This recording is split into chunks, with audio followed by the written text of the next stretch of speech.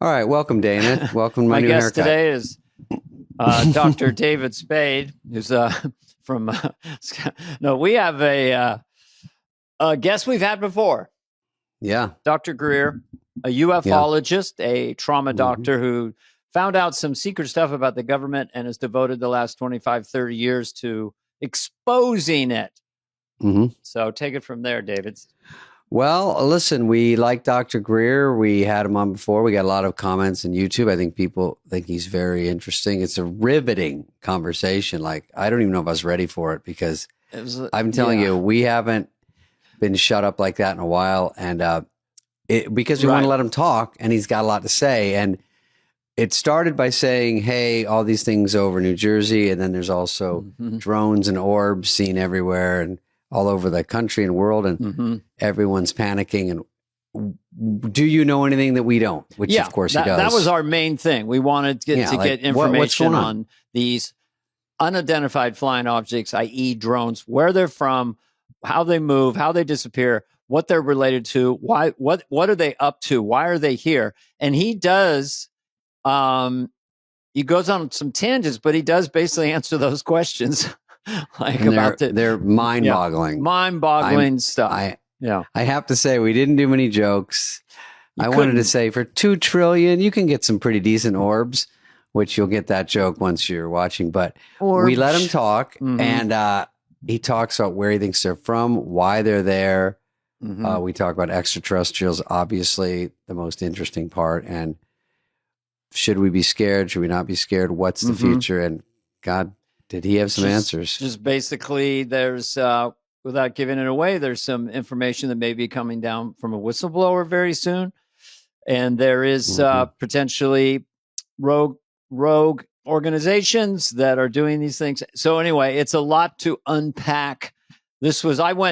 David Spade went 17 minutes without talking, just so you know. That's never happened. Even in my sleep, it hasn't. And I know. And I went 1802. I time both. It's not a competition, but he goes on a lot of tangents, and you really want to listen to. It's a very comprehensive talk. So take it for what it is. There's a lot of people out there saying a lot of things, but here's someone who's very interesting. We'll get back to our jokey jokes next week, but I think we just got to run this because every time we had something to ask him, he would just start covering a new interesting thing, and I'm like, oh my God. We were just dumbfounded. So right. See if you are. You might not buy into this whole thing. You might, but he has so much backing and so much on his website that you go, something's going on here. Something's happening. No one knows what's really going on, but he's putting out some information that's kind of interesting, and I found it mesmerizing. So yeah, All right. So here, listen up. Tell us what you think at the comments.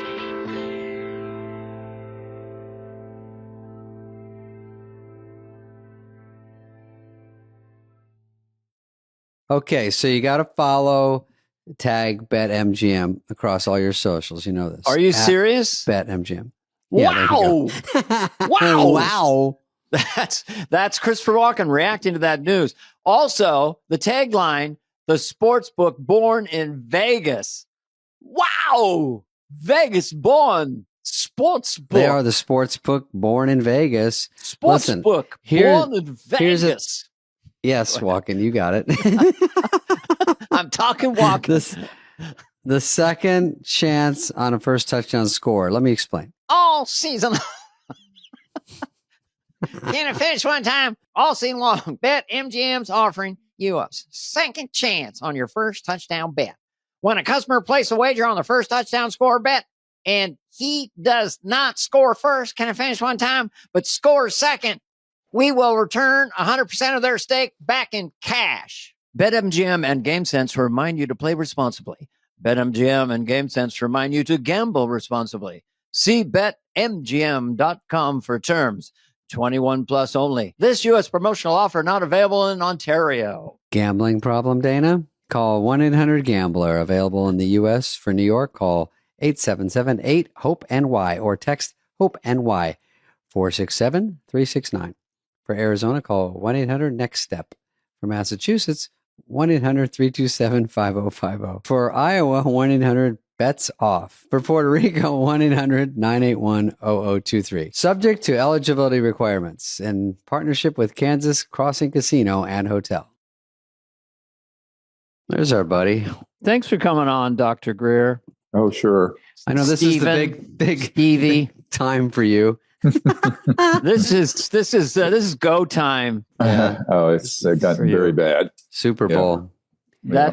We're intensely curious, but I don't even know where to start. Do you want to make an opening statement? Yeah. We're recording this. Yeah, you can start because we know what we're going to ask you. I'm talking to Ted Cruz, right? Ted, he's on now. Okay, I'll ask him that. Oh, good. Fire away, Ted. No. Anyway, so is your head spinning, or you're looking at this from a completely different point of view than almost all of us in America? So what are your just basic thoughts about this phenomenon of things in the sky? There you go. Well, I mean, as you know, I've predicted this sort of thing would happen for 30 years. There's a covert rogue military component that is behind all these drone sightings. Some of them are drones, some of them are a little more advanced. Drone sightings. And most of them are part of a rogue military operation to basically create a psychological warfare effect in the media and in the public in advance of something that nobody knows is going to happen, but I'm going to tell you what's going to happen. So there's a group of the psychological part is working, by the way. We're all scared. We're all terrified. Yeah. So yeah, you should be. So this is very serious. So there's a group of guys who I've known for about 18, 19 months who are senior intel and aerospace operatives out of some desert locations. I'm not going to mention where they are. I've been to them, where most of the R&D testing and operations dealing with so-called UFOs, UAPs occur. Now, this guy, the main guy, has 6 other black sites, as they're called, operational sites that are very secretive, and are these particular ones are ones that are rogue and been running illegally for a long time. He is coming forward in the next 30 days or so, maybe less, with the evidence and unmasking himself and some of his operators, special forces guys, about what's going on at these sites, and with evidence. In other words, he's been operational when they have targeted and downed extraterrestrial vehicles. He's been present when they've tested man-made UFOs, which are mostly what people see, that are essentially anti-gravity craft. He's been present when there are a number of illegal operations that have occurred, including the incidental hitting and downing of civilian private planes that go up over this test area after a temporary flight restriction has gone up. So there are innocent people who have been murdered, and there's no evidence that they were hit. So these are serious guys. The main guy I've been dealing with, I know some of the others, has been in those operations for 29 years, since the 1995 period, but he was very young. At that time, he didn't know he was involved in an illegal and unsanctioned operation. He does now, and they're fed up with it, and they want to come forward. Now, in advance of that, because what he's going to bring forward would be, I understand, if he can get this done in the next 3 weeks or so, would be the videos, the evidence, the proof, not only of the NHI, as they call them, non-human intelligence craft and bodies and beings, but of the man-made ones, and also of some operations that involve the transport of humans in experimental operations from distressed areas around the world. Now, as you know, we have a whistleblower who was a Marine who came across this in 2009 in Indonesia after there was an earthquake and tsunami. And he came across an operation of what looked like an octagonal disc that was about 300 feet across, size football field, that was levitating above a clearing in the jungle. And his platoon came across this. They were almost killed by these operators who were American, but were not did not look like they were any part of any armed forces insignia or uniform. Yeah. And they had crated up and were transporting humans who were barely alive. And they said, look, you can come with us. And then those were moved over into, we found later, experimental programs at some of these STIFs, these subterranean facilities, underground bases. So all of this is a very complex story. They have the goods, they have the proof. This will be the biggest disclosure related to these sort of issues in history. Well, I say it's going to be the biggest disclosure in human history, period. So in advance of that, these fascists and criminals that have, at the core of these covert operations, have been launching these sort of decoy drone events, and also orbs. People are seeing these orb-like things. Yeah. Those aren't extraterrestrial either. 100% of it's man-made. And we can unpack that. Then this is a huge problem, because this is going to happen during this transition before the next president comes in. I've been, doing kind of shuttle briefings from London to the incoming presidential team and the existing leaders at the Senate Intelligence and Armed Services Committee. So I've just been going flat out, for the last few months, because we've known about this for some time. Now, this last flurry of all this activity, there are various reasons I think are being given inside out of Peterson Air Force Base and a couple other operational facilities that these drones are part of a black budget project because they're sniffing out potentially a dangerous weapon that's gone loose or something like that. Mm-hmm. Now, I've heard that from several very good, highly placed folks in the intelligence community. That could also be a misdirect to create panic and concern. But I do know that this is very serious. It's not just people misidentifying small aircraft. And these actually are part of a covert rogue military and corporate organization that I've been blowing the whistle on for 30 years. In fact, the way I knew this operation was illegal was when I briefed President Clinton's first CIA director on the matter, and on December 13th, 1993. So it's 31 years ago this past week. And he and the president had no access or knowledge of these programs. And remember, my uncle and other people I knew worked Northrop Grumman and these Lockheed Skunk Works programs. And I had all the evidence already in 1993. And so at that point, we did conclude that the operations dealing with this subject, even though it's the butt of a lot of jokes and whatnot, little green men, haha, that is actually being run very secretively, but also illegally, without the oversight of the Congress or the president. Now, there are people embedded in the White House, National Security Council, Congress, who are operatives who actually are there to gaslight and deceive the senior members of the Senate and the House. But for the most part, it has gone unsupervised since about 1957 to 1959, when this organization decided to tell Eisenhower and his folks to go jump in the lake.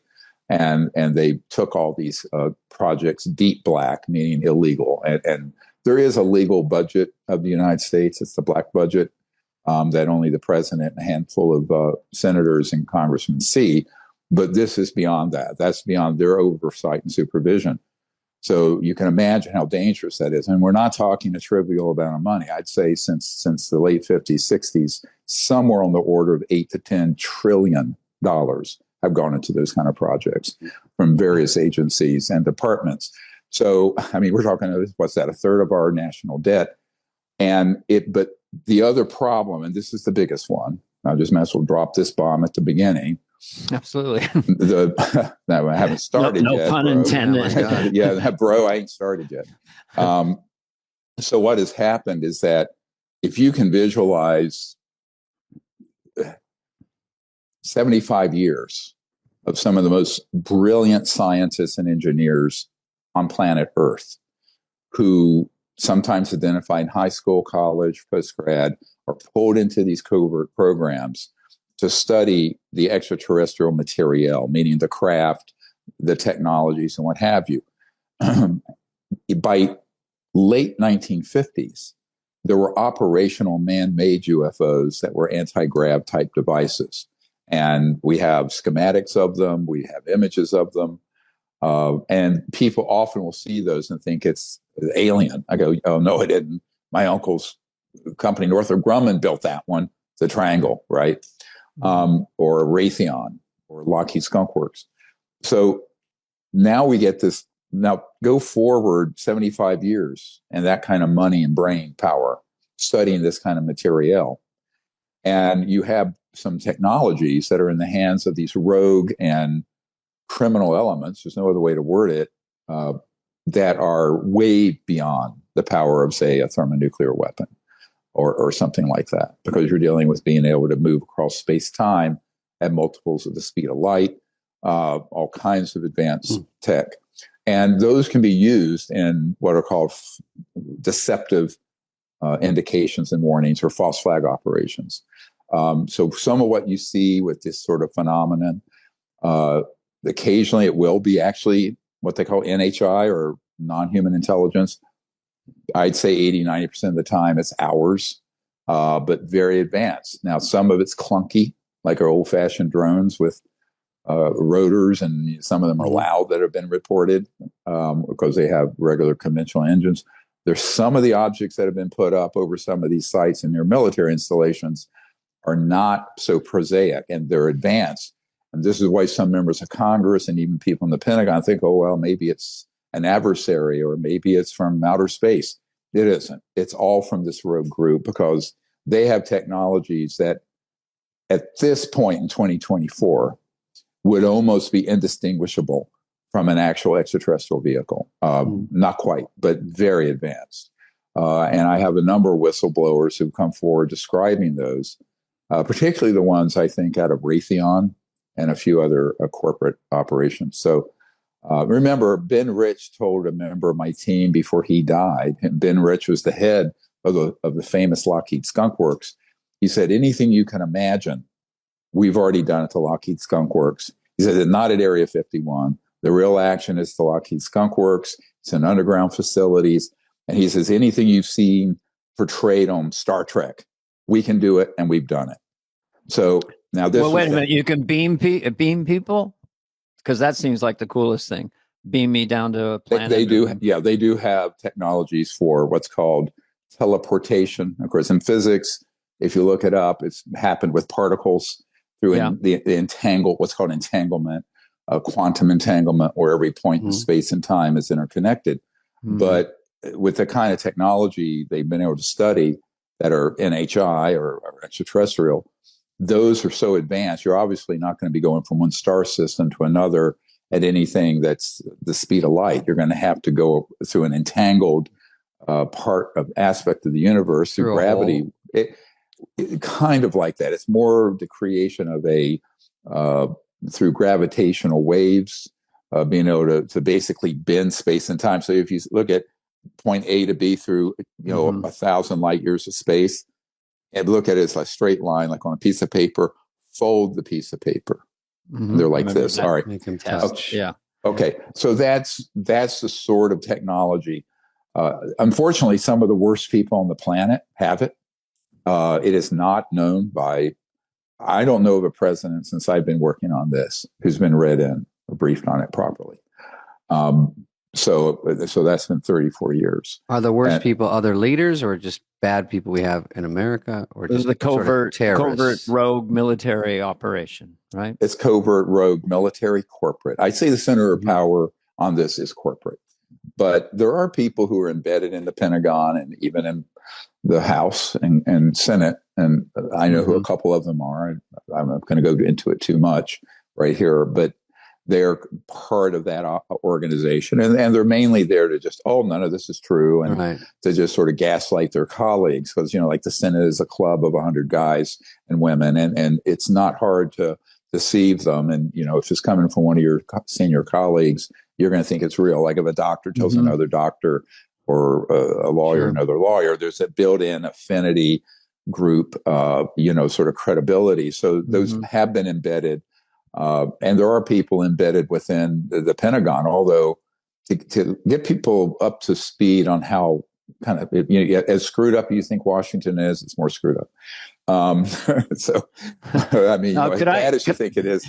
Could I just go back to the beginning for a second and we can walk our way through? Because the first thing you said, well, just kind of blew my mind. A rogue organization, military in nature, probably with corporate entities, is putting these things in the air to create distrust, to create a little bit of panic for some reason we don't know. And you personally talked to you'd call him a whistleblower, right? Who within 30 days, if this is a movie, because it feels like a science fiction movie, obviously it's real. Yeah, it does. But that would seem like that gentleman's life he should be very careful. And also, within 30 days, this will be in a congressional hearing or just go to the media? God, no. Let me tell you how this is going to happen. Will they see videos or people? Yes. Yeah. He's releasing. Okay. Now, remember, he's been operational about 15 months ago. He took me in his helicopter over these classified sites and exactly over the opening of one of the underground bases. I have that footage. We have it. I provided it to the Senate Intelligence Committee pretty quickly. About 3 weeks later, I was almost killed in a terrible accident and have since recovered.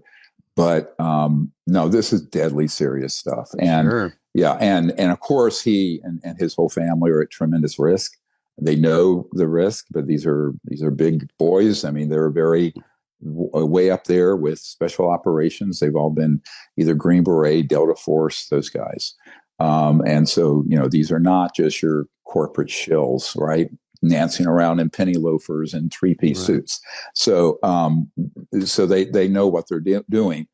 I've been asked to sort of put out to the public and to the incoming administration the details of this. So there's a heads up, as well as the existing administration and Congress.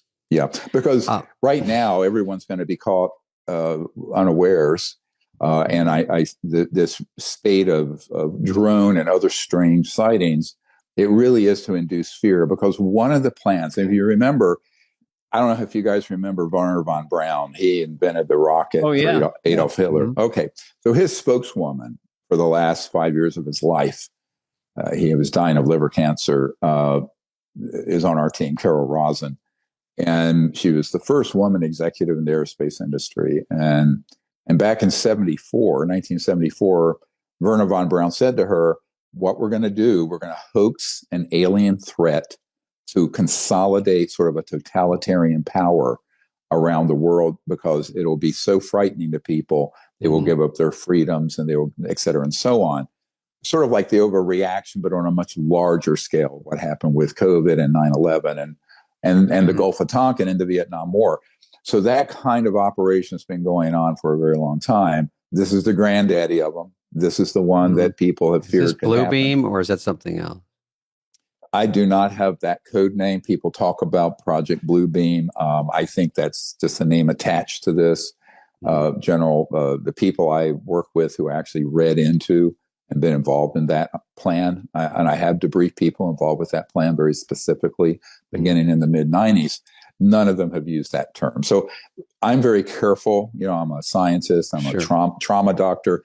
I try to avoid, the rubbish that's on the internet, because most of it is rubbish. But at the same time, if there's a name attached to it like that, that's a code word, what they're called code word projects. I don't know it, but I know what the project is. And I know people who have been operational to fulfill it. Back in 1997, we had a man who came to Washington to provide some information at meetings I was having. And he had been on an interagency committee, and they could basically hit a button and start hoaxing the kind of nonsense you're seeing now to make people think there's some alien attack happening. So I think this is where we're very vulnerable. Neither the media nor the public nor our leaders are properly briefed and have enough of the information. What this man and his team defecting with will put that to rest if they're successful. And I think they will be, frankly. I heard from him yesterday. after I received a death threat and was told I was going to be arrested as a Russian spy. Can you believe it? Me and Tulsi Gabbard are being Russian spies. Anyway, the whole thing is just so bizarre. But this is the kind of games that are played. It's to be expected. It's stressful, obviously, but this man's very courageous. I mean, they're real patriots. Absolutely. Actually, these are real patriots who. One of them who was driving me in an armored vehicle last year in the LA area, going out to the desert, said, thank you for what you're doing for those of us stuck on the other side. That's what he said. And he was referring to the fact these are good guys who got moved without their knowledge. It just crept up on them where they realized once they got high enough in the program that they were in an illegal and unconstitutional Can I ask you a specific, just for the public, in terms of here we are, December 19th, during Christmas or the next 2 or 3 weeks, if you don't know, you wouldn't know, but will there be more of these drones or objects over more cities, less, or the same? They seem to be around a lot of cities all over the world right now, not just New Jersey. Or is it going to be a global thing? Will it probably increase? But if they see this podcast, they'll know that there might be outed in a few weeks. So I don't know if that would reorientate anything, but. Well, it is. It's a very dynamic situation that's changing all the time. There are a lot of levers and buttons they can push. If you want me to go through them, you won't sleep tonight. Oh, thank you. Are we safe? I'm just going to ask you. I already have a full diaper. Good. No. Until there's an executive order from the president and similar orders from Great Britain and other countries where this organization has operations that gives potential to a group that I've been working with, again, for about 20 months. It's a separate group. They're not part of these secret UFO programs, but they are all special forces guys that have been asked to be part of an operation to take down these illegal sites and neutralize those weapon systems. Now, I've been providing that team with intelligence and briefings for about 20 months. These are mostly Green Berets that have separated from the military and who are preparing to go active. Now, what we're hoping is that doesn't have to happen, at least not in a kinetic or violent way, but that there will be enough people defecting from those operations that they're rendered non-operational. I wouldn't bet the planet on it. So I think it's very important, whoever is the president when this comes out, and I'm told it'll happen sometime between now and early January. So to me, early January means before the 15th. Biden, yeah. So that could be Biden, and it could be no one will deal with it until sometime after, because they'll have to get their sea legs on. I'm heading out tomorrow to go to some meetings with some people who are very close to the incoming president. By the way, to be on the record, I've dealt with any president, left, right, center, in their administration for 30 years. I'm not partisan at all. But if it's the office of the president, right, that we have to look at, and the Constitution and the government and our freedom, right? So I just want people to be very clear, whether it was Clinton or now it's Trump, or in a time when Obama had John Podesta, who put his cabinet together, was working on trying to find out what this was. Across the board, I've just worked with them. And same thing overseas. I mean, my job, and also, just to be clear, I'm just a private doctor who did this because I found out about it and started this whole disclosure project operation back in the 90s. But I have no official position with any government at all. And I've never wanted one, frankly. It would put shackles on us, because right now we have 7. If you go to we just put about 34 years of research online. It's called the DPI Archive, Disclosure Project Intelligence Archive.com. Right. So DPIarchive.com, and you'll see at DPIarchive.com an unbelievable amount of content. We're talking 115 or so named whistleblower witnesses, name, rank, serial number, testimony, the list of another 600 plus whose names are redacted because they don't want to be out in the public yet, that I have debriefed, thousands of pages of government documents, about 122 documented cases of our downing crashed extraterrestrial vehicles, and in some cases, man-made ones that look ET. And many of those have named witnesses attached to them. And they're illustrated by a forensic artist. So you see what they look like. You see what the little the ETs look like of different sizes. I mean, some are tiny and some are bigger than we are, but there's a whole different variety of species. So that's drstevengreer.com. I put that online in advance of this on purpose, to be honest with you. I knew this was coming. And a couple years ago, I created a crash effort to digitize my archiving. And the parts of it I can put out. Much of it's redacted, obviously, people's names and methods and things that are sensitive. But I'd say 90% of it's out there for anyone who wants to look through it. It's free. Get on board. So, and going full circle to the public just for a second again. So Biden said today, and another person used this word, there's nothing nefarious. Nothing nefarious about this. So should people be frightened? I mean, it seems like some of these are heavy objects. Well, they have to say right that, over someone's house. So why wouldn't you be a little anxious to have a big drone on top of your house? They can crash, Well, they have. And, that gets hushed up. But, I'll tell you, part of the problem is I'm sort of the leading indicator putting this information out. And, some people that I had that I had been on their shows 3, 4, 5 years ago and say, God, everything you said then is happening. And it's because I've had knowledge of this for a long time.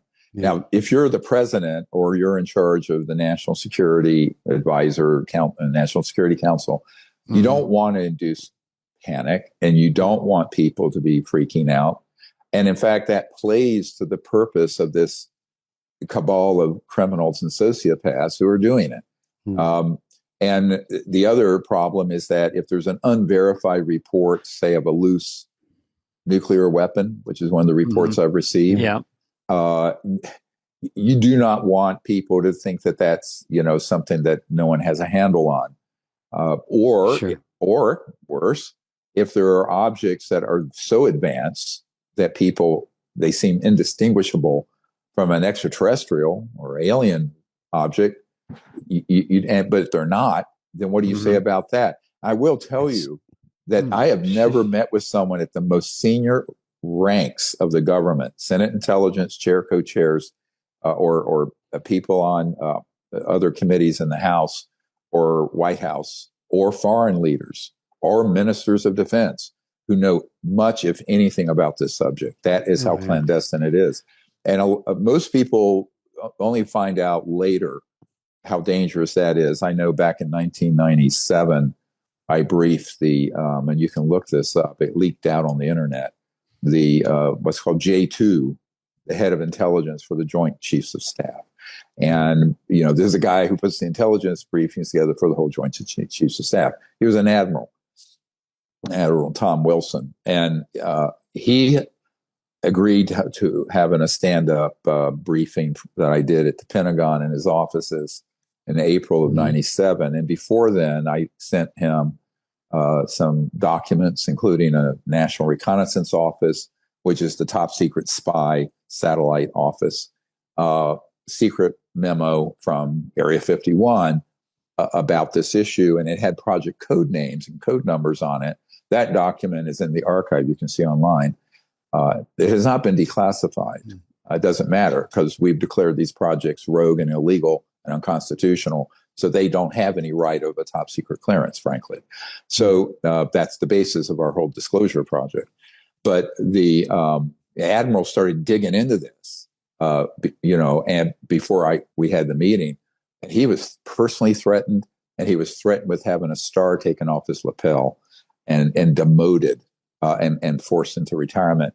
So even his inquiry about it. Now, this is the man in charge of putting together the intelligence briefings for the Joint Chiefs of Staff. So this problem is enormous. I recently was in London from a very high senior official there who knows of a prime minister who, I don't want to say who it is, who when he started looking into this, he and his entire family threatened with being assassinated. So this is serious stuff, my friends.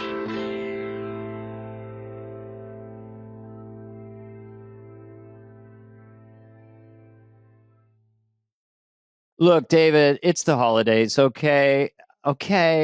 So don't lose track of your finances and overdo the spending this time of year. Buying Good. gifts and stuff. You know what I'm saying? Parties. Mhm. It's just a lot of money. Really, be careful. David, take the headache out of building credit fast with Kickoff. And by the way, and guess what? It's the #1 credit building app in the App Store. Their plan starts at, you heard me, $5 a month. There's no credit check, no hidden fees, and no interest. Capiche? Kickoff is a credit line that's just for credit building, not for everyday spending. Love Let's it. say your credit is under 600, it could jump like 28 points your first month. That is a lot. That is a legit. lot. It's a smart credit hack with no catch, no credit check, no hidden fees, and no interest. I like that. It's simple. Yes. Go ahead. Yes, I just wanted to join in. I was feeling the mirth because it's Christmas time. It's simple. You make on-time payments. Credit bureaus see good behavior, and your credit grows. That's what matters. Yeah, fast. Credit. That's right. You start building credit immediately for only $1 your first month. $1.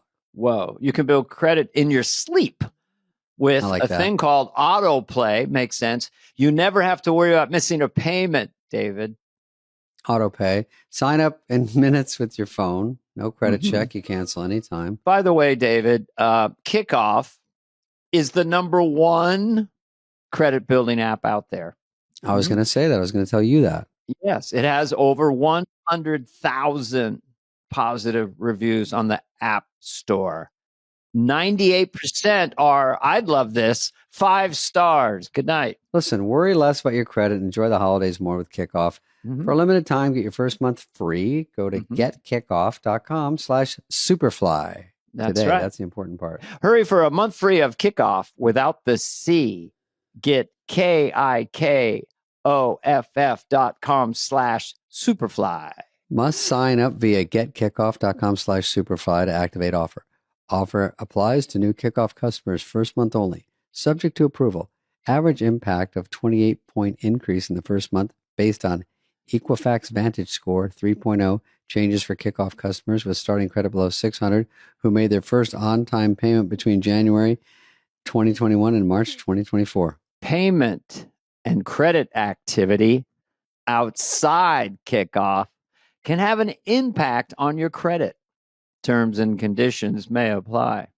Offer subject to change. Individual results may vary. So just to reiterate here for people who are just joining us, Dr. Greer, Trauma doctor, comes upon this information in the late 90s, and then you've really devoted the last 25, 30 years to exposing it, along with different other things, extraterrestrials and UFOs and all kinds of things like that. But this in specific.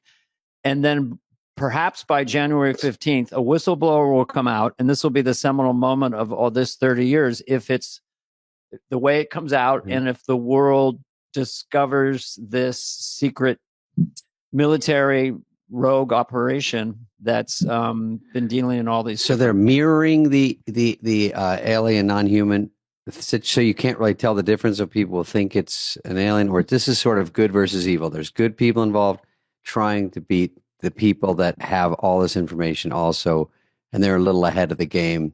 Well, let's say the constitutional government of the United States is several thousand years technologically behind this rogue element. That's the real problem. They do not have the technologies of this iPhone versus Lego. Yeah, exactly. I mean, we're talking smoke. I mean, the world we're living in right now, my friends, is smoke signals. And this organization that's very transnational have things that are equivalent of beyond the speed of light stuff. So I think that we have to look at this in a very dry-eyed way. I'm not at all hopeless about it. It's a difficult time. I knew it would come to this at some point, and I was very shaken about 19 months ago when 2 groups of people approached me. One are these deep, covert illegal operations guys wanting to come forward, and the other is this group that were asked to be stood up to take down these illegal programs. And that happened within about 2 months of each other. And they didn't know each other. And I had put them together in a handshake. The director of that team, that would be the strike team to get these illegal sites under control, has joined me out in the desert and met this gentleman and some of the people on his team. So they're communicating. But the defectors are being very careful. He hasn't given me a date. He's just given me a general idea of what the evidence that would be dumped out would be, and it would involve the non-human craft, extraterrestrial craft downing.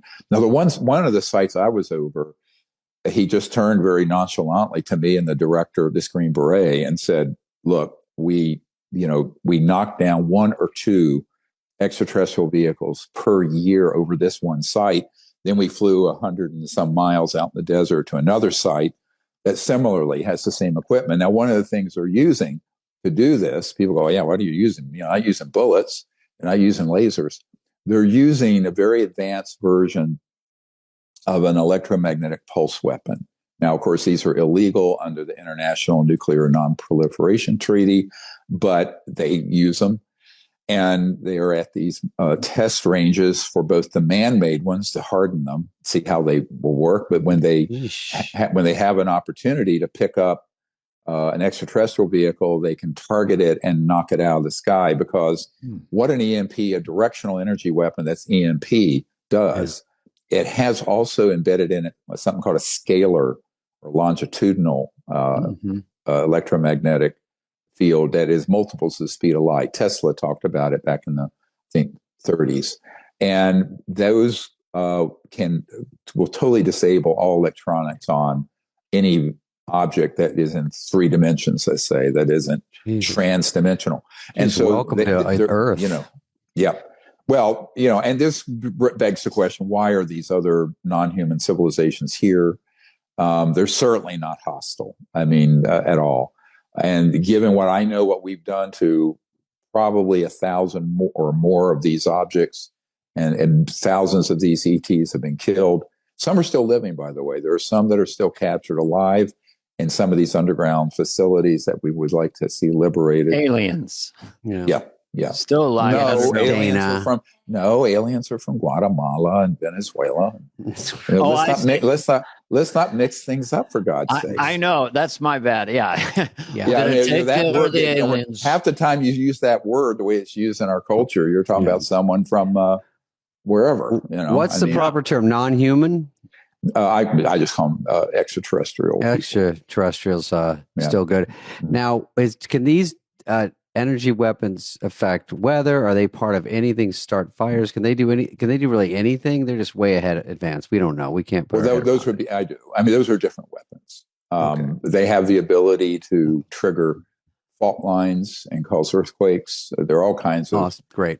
Yeah, lovely things. All right. So, I don't want to. I don't want to go too far. No, it's great. It's good news. No, I'm not scared. It's just sorry, little Woody Allen here. Yeah. There you go. Where would the safest place to be on the planet right now? Not on the planet. My grandmother on my dad's side was Cherokee, and the saying, Native American saying, is there are no safe places, only safe people. So you be with good people, and that's what you should be. Cross doing. your fingers. Yeah. So being in major city centers is not more dangerous right now. I don't want to go too far into that. It depends on your own worldview, but. I got you. Privately, someday I'll tell you what I do. Well, what about when they say this nuclear bomb day, and of course, then they show a photo of it was in a truck and then it was gone. It never made it. I'm like, I didn't know they're shipping these by UPS 3-day air. You think they have one on Amazon security around them where they go, hey, has anyone seen the bomb we had? Never got to the port. So, and then anyone hears that, and then they run with that for 3 or 4 days, and it just goes in a spiral. And Congress seems like some nice people there genuinely aren't being told, obviously, and some people do know, and they're not saying it. So I guess it all just points to don't cause a panic because, but how do you not do that? Is there just, I had heard maybe from you or someone in the past that these extraterrestrials, they want to be known at some point, and no one could ever be ready for it. It's just, is there ever a point when people could get their head around it? I think that, this gets into the question of how is it disclosed? If it's disclosed truthfully, it would be told that these are, these civilizations would be the equivalent of Gandhi or Martin Luther King. I mean, they're obviously concerned about our violence and our weaponization of space and our use of atomic and then nuclear weapons. That's why you have had so many reports around nuclear sites, both civilian power. They don't want that, right? No, because one of the things that happens when you detonate one of these atomic or nuclear weapons, it puts out an electromagnetic pulse, but it also puts out, embedded within it, a scalar signal that tears the fabric of space-time. Is a complicated physics. And I'm working with a man with 6 PhDs who works for one of the big corporations, and his specialty are these scalar systems. And so I think when we detonated those first atomic weapons in 1945, it's well documented that there were extraterrestrial vehicles and sightings around that time. There was a crash of one in 1945 at White Sands. Everybody has heard of Roswell, but there have been many of them. Yeah, but those don't just come. You don't go through interstellar space and can't fly through a thunderstorm. I mean, every jet pilot I know can do that. These were, even back then, we had a type of electromagnetic weapon that, with low yield, with low success, if you can call this success, were effective. Now the systems are quite advanced, and the big worry here is that at what point, if we don't fix our own problem as humans, at what point will it need to be corrected for us, which would actually be the worst case scenario. I don't think at all that they're hostile. If they were, we'd be, as one congressman said to me, we'd be our charcoal briquette floating through space would be done, right? Because when all this started, remember, we had vacuum tubes. We didn't even have transistor. We didn't have integrated circuits.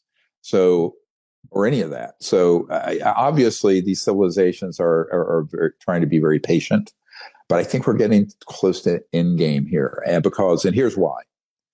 One of the reasons why these guys are defecting, it's not just this one guy, it's people from 6 black sites.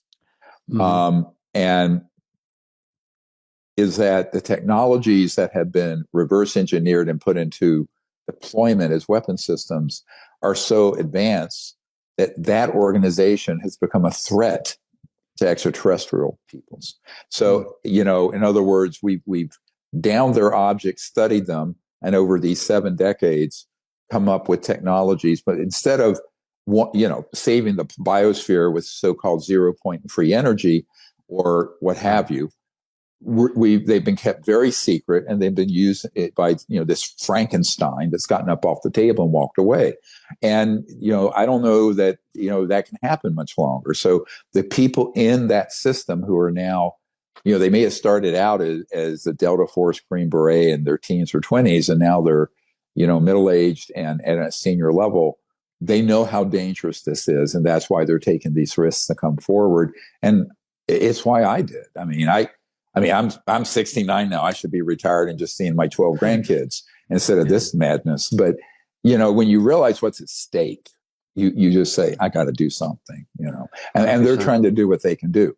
So they've reached out to me to sort of speak to this in the preparation, but also to get this information to various leaders around the world. Could I ask you a question about the rogue military organization? One thing I'm just trying to connect the dots here. Sure. Is that because they came in contact with alien technology, they had this power. And so they used this power to create this rogue thing. But in the big picture, what is their goal for themselves? Because they're human, right? Do they want world domination, billions of dollars? What is their... It's like a movie. They're just sociopaths that want to...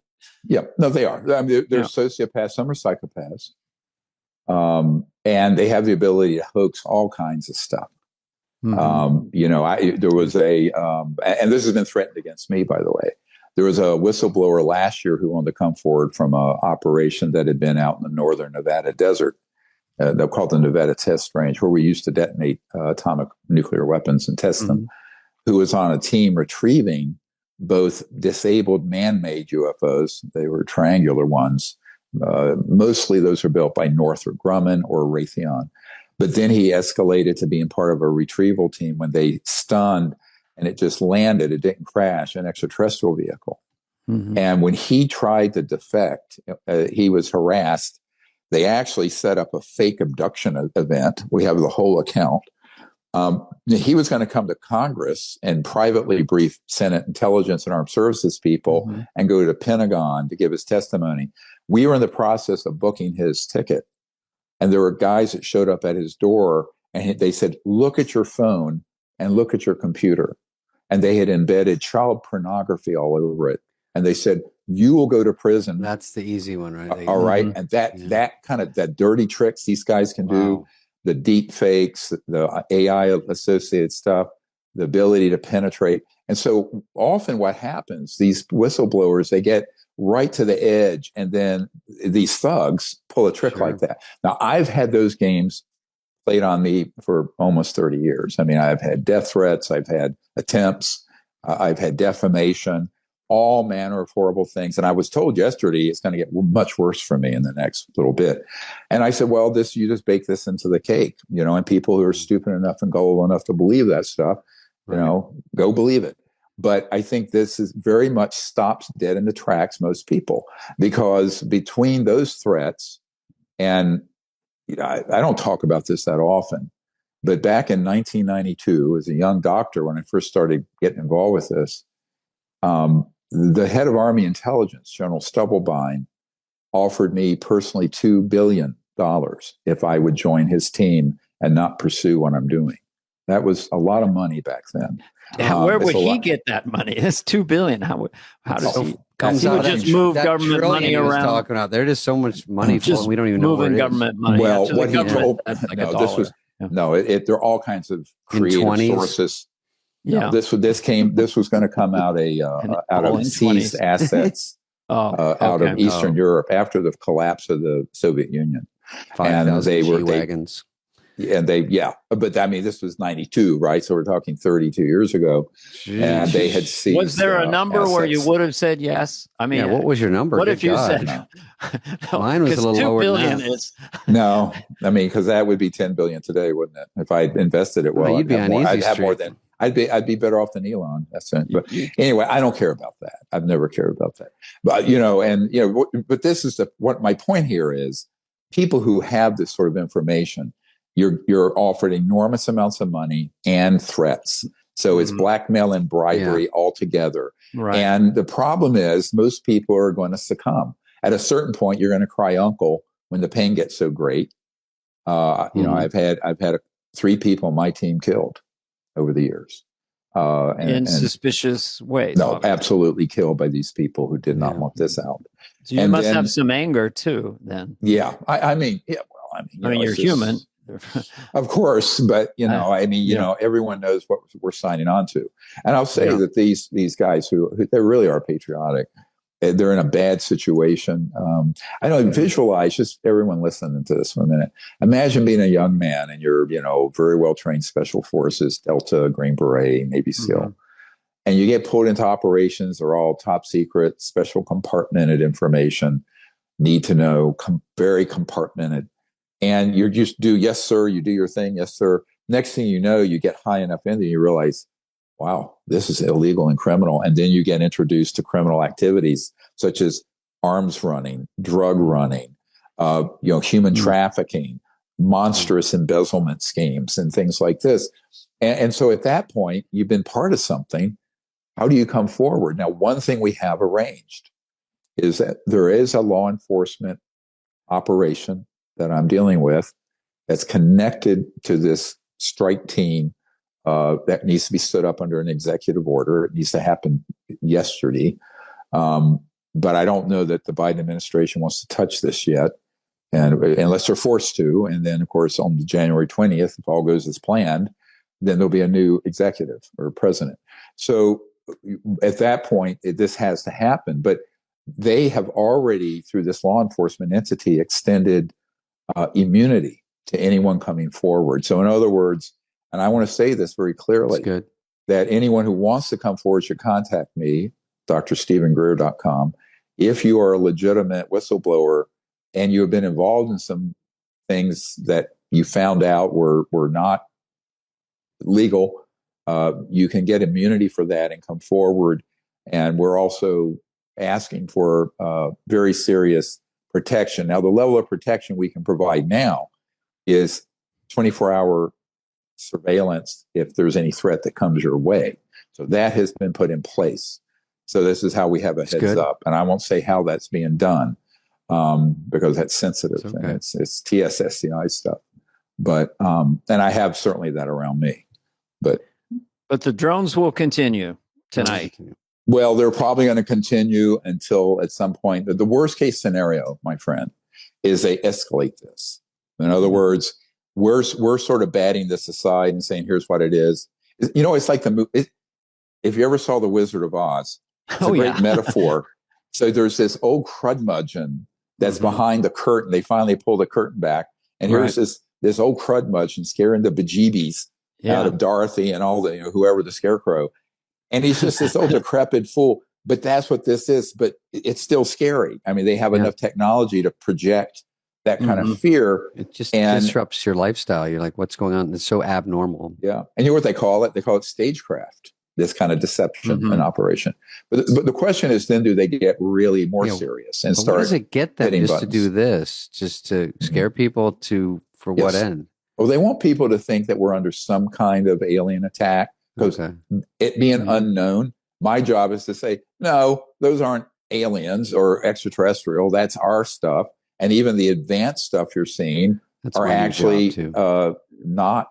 They sure look like they could be not of this world. Or keep in mind, what is 75 years and trillions of dollars in black budget funding get you technologically when you have the real McCoy? You actually have the interstellar and extraterrestrial vehicles. When they disappear just in midair, that's just going faster than we can comprehend. Well, there's two things. No, actually, it can be going so fast like a speeding bullet you don't see it. Right. But it can also be where, let's say you have a big object and you can create an electromagnetic field effect around it where it takes all the matter of that object out of, let's say, sync with 3D. And it goes into another, it's transdimensional. So it actually goes from one dimension to another and back. So that's, there's a whole spectrum. I understand these technologies very well, by the way. And it's a whole spectrum of phenomenon. And one of the big problems arises from people in the National Military Command system not read into the human ones that look extraterrestrial. They can be tricked. I know of a 4-star admiral who was the commander-in-chief, Atlantic Command, Sync Atlantic Command back in the early 80s. And there was one of these objects that came off the coast of Newfoundland. And we have this from our Disclosure Project witness. His name was Merle Shane McDowell. He's in our archive. You can read his transcript and see his interview. I have been at that command center, basically where World War III would be fought. And, they run all the nuclear submarines from there. And when this event happened, the admiral panicked. They went to a full code zebra alert, which means if you don't have a zebra badge on your lapel, the Marines with M16s kill everyone in there who shouldn't be in there. And they didn't know what this thing was. And so he got on the hotline to Moscow. It wasn't ours. They said it wasn't theirs. But if certain things had escalated, if actions on our part had escalated or been miscalculated, we could have been in World War III. This was in 1980 or 81 or something. So the danger of this is not knowing. Knowledge is power, but ignorance on something this important is very dangerous for our nation and the world. So my whole point right now is to let people know your ignorance of this subject is no longer a luxury we can afford if you're in that system. If you're in the legal constitutional government of the United States, Democrat, Republican, socialist, I don't care. You've got to understand these things. You've got to understand the technologies. Now, I have put together a 312 executive briefing document that's being given to key people in the current and the incoming administration and Senate Intelligence and Armed Services and some other people. So you could be face to face with President Trump in a month or so in the Oval, debriefing him. Saying this. I'm not going to comment on what we're already doing. Possible. I won't be doing that, but it's possible you know. I go wherever I'm asked to go if it's someone sincere who I think needs to know the details. Yeah. I have one more question, and then we'll let you go. But appreciate you being here. Where's Elon in all this? He seems like he knows the most about space. And that's a good question. I have not spoken with him. I know people who work with him closely. To the extent he's been read in or informed about this is unknown to me. I think there are some other people I have been meeting with, I'd rather not name, that are incoming cabinet level and very high key people for national security that have a need to know, and that I've been providing this information to in the last few weeks since the election. And they're very responsive. They're concerned. And I know that, for example, RFK Jr. Knows that his uncle, Jack Kennedy, was killed by the CIA for something related to this. And he suspects his father was also. So, and in fact, I have a source in London that actually has all the information on that he's going to hand over to me fairly soon. He's a very senior person in the British establishment. A lot of shoes to drop in the world. Oh, yeah. I mean, this stuff should have never been kept secret. When I met with, I don't know if you all remember, now I'm dating myself. I mean, I was a child then, but we're in the same. Yeah. Go ahead. Did you ever see Felix the Cat? That was the cartoon. There you go. So I don't know if you guys remember 1964, this Senator Barry Goldwater. Very much so. Yeah. And Arizona. Something is not a vice. Freedom is, whatever. That was his. And he was running against Johnson, right after Kennedy was killed, President Johnson. And when I met with him back in the 90s at his home there in Scottsdale, he said it was a goddamn mistake then and a goddamn mistake now that this was ever kept secret. He was cursing up a blue streak. He's a character. Oh. And he told me a very interesting story. And these stories are important because you can extrapolate it across the system. So imagine you're in the running, a 50-50 chance or so to be the president of the United States. Mm-hmm. You're on all these key Senate committees. You're the senior senator from Arizona. Mm-hmm. He had a very good friend named General Curtis LeMay, who at one time had been head of the Air Force. Yeah, and they called him Bomber back to the Stone Age LeMay because he wanted to drop nuclear weapons into China and Vietnam. Yeah. He was a bomb guy. Yeah, for sure. Yeah, oh yeah. But he also knew about this issue, limited. Yeah. So at one point, Senator Goldwater asked General LeMay, I want to get into the, quote, blue room at Wright-Patterson Air Force Base, which back then there was a lot of extraterrestrial material that was sent there. And all the way back to the 40s, by the way, Wright-Patterson, very key.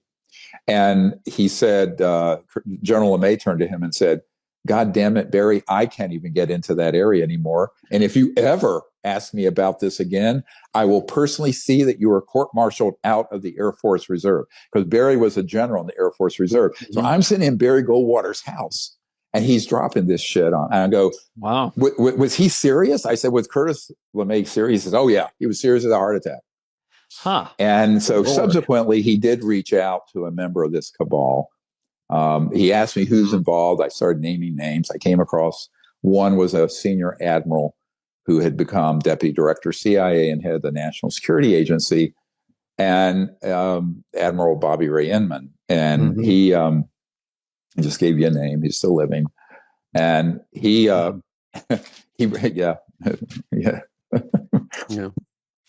Don't worry, CIA is listening too. Sorry, great.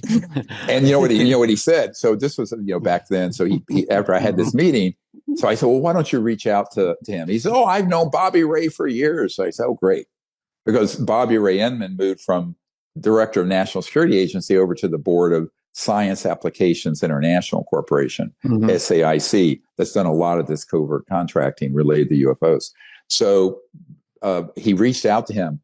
he later got back to me, and his daughter got back to me and said, Dr. Greer, he can't make any more phone calls like that for you. He can't. It's too dangerous. And I don't know what Admiral Inman said to Senator Goldwater, but it put the fear of God in him, and he never brought it up again. But I have a lovely letter from Senator Goldwater about it. It's in our archive if you want to look at it. But, he was just like he was an interesting character. He was more like what you would call a libertarian today, I guess. Because he certainly was not a far right religious person by any stretch. He was the guy who told Nixon, "You got to go." He was the guy who walked down the White House, said, "When you lose Barry Goldwater, time to go. You're done. We're done." He was definitely a tough character. I'm from Arizona. I knew all about. I grew up with Barry Goldwater. Yeah. Well, you probably know where his house was in Paradise Valley. In that area. I can't disclose that, but yeah. We can't. We have. I want something to not disclose. Just take that story. Imagine being at that rank. And you're a reserve Air Force general, you're Senator Goldwater, and you are absolutely blocked from knowing this. So, and that is in the frickin' 60s, right? So this whole train has been out of control, off the tracks since I was born in 1955, not quite, but yeah. Well, wow, it's a lot. It's a lot to think about. It's a lot. We're not done with you. We are for now. This podcast twice because there's a lot of information in it. Yeah, I know. I apologize. But no, not at all. I mean, it's all very, very interesting. Just take care of yourself, and thanks for coming on to our show. Really, really. All right, love you guys. We will talk to you again soon. All right, thank you. This has been a presentation of Odyssey Superfly. It's executive produced by Dana Carvey and David Spade, Jenna Weiss-Berman of Odyssey, Heather Santoro, and Greg Holtzman. Hope you liked it. Ooh.